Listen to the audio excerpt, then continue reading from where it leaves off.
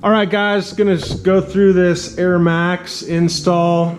It's a little more advanced than the standard one because it has tread on the bottom of the shoe. So I've already done this one over here. Start off with your marker, and I've done a bunch of these Air Maxes, so I kind of know where to go with it.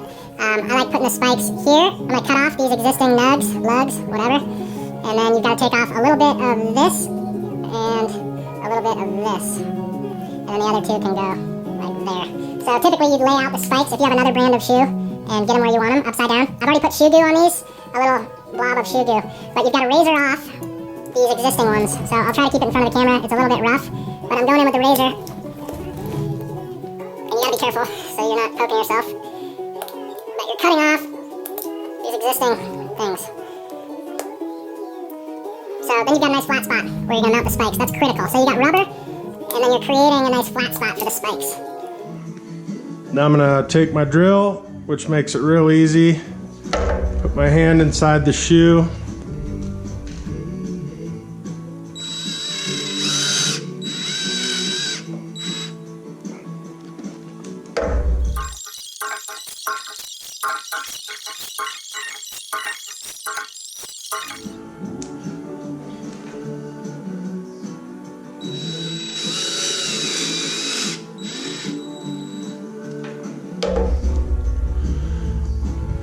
All right,